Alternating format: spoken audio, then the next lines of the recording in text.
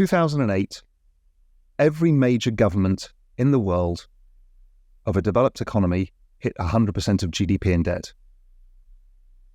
So, okay, and interest rates, let's say 5-year interest rates where they generally finance themselves, have averaged around 2% or less.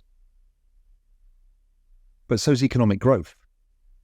So if you think of GDP as all of the money circulating around to pay for the debt, there's no more money left over.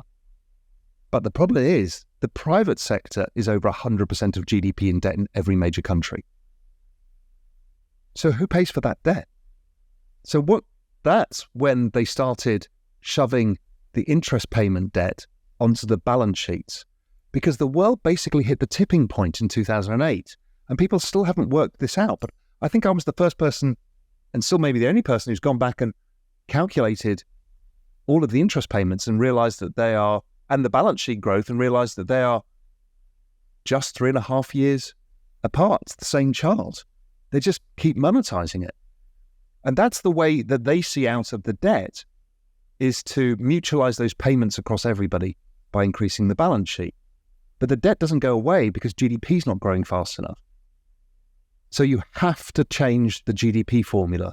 If not, you're in this endless trap where you're printing more and more money, making the rich richer, the poor poorer, ad infinitum. And I think that for individuals, as I said, there's only 2 assets that outperform this. That's technology and that's crypto. Okay, fine. The economy, that's really hard to get this to sort itself out. People are waiting for a collapse, the market's down 80%. It can't.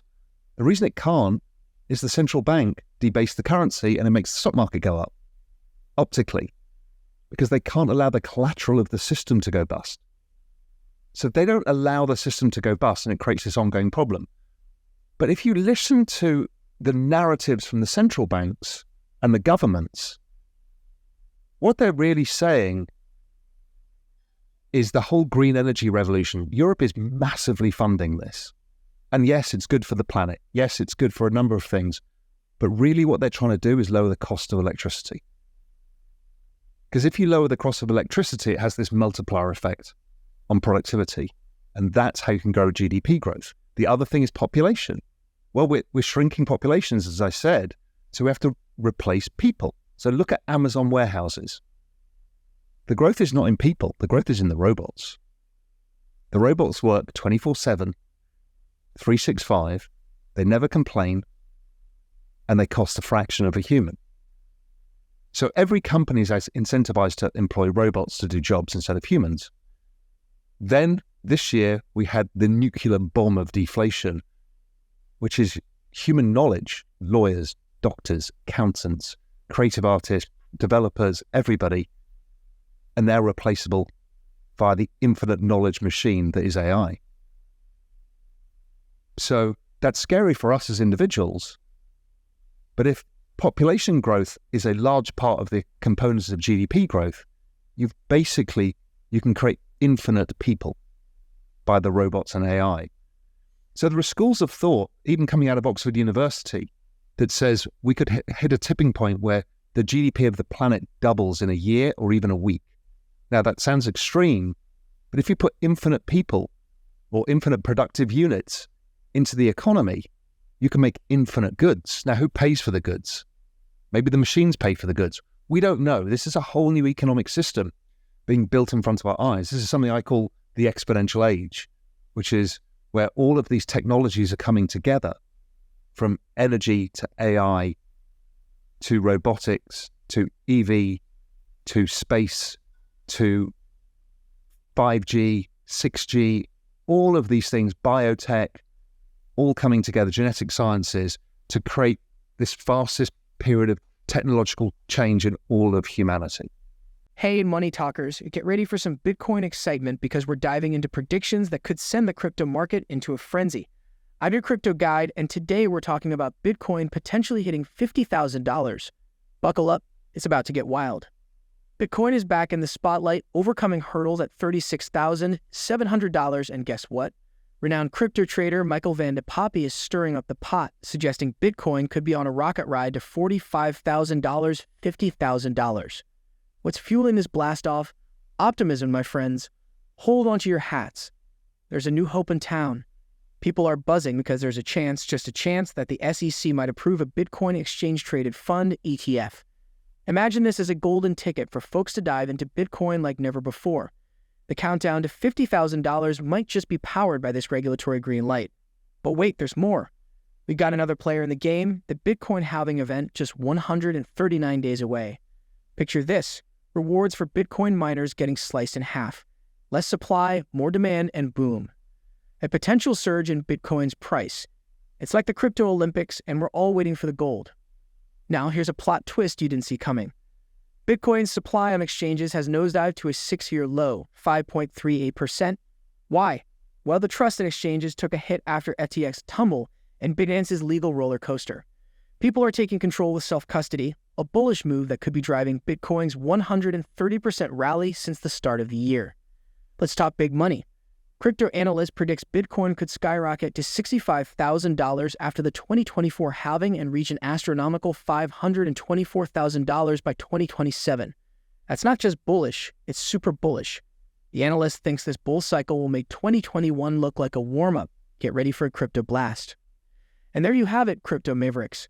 Bitcoin's riding the waves and $50,000 might just be the next stop. What's your take on these predictions? Let's continue our discussion with Raoul. The exponential age and the everything code that came later. It was like a veil had been lifted from my eyes. Macro guys generally tended to be mean reversion guys. They look for something to get excessive, then they want to, bet against it. And they see the world like this, like the business cycle. And none of us could understand technology and why it kept going up.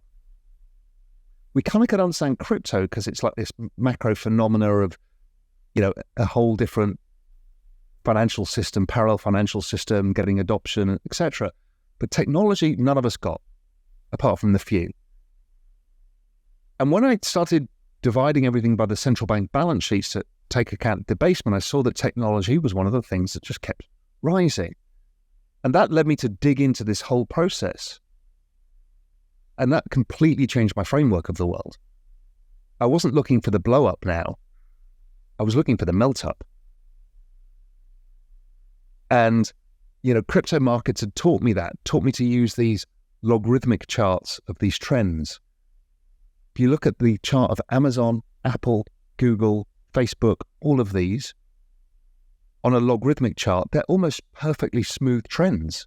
They're network adoption models. But when you look at them normally, they look like they go up and down a lot. Yes, they do, but within a consistent, secular, powerful trend. Once I saw that, I'm like, if our job is to make money, then this is the trend you need to be on, the secular trend, because it's driven by the central banks. It's driven by technology itself, but then also driven by the central banks debasing. So you get the double whammy from it. It's like, okay, this is perfect. And it also is the answer to the massive macro problem of excess debt and slow GDP and aging populations. So when you've got something that's so against the persistent narrative that everything's screwed and it's all going to go wrong, and you see it and do a lot of hundreds of hours of research on it, and you come up with a completely opposite view, it's like, oh my God.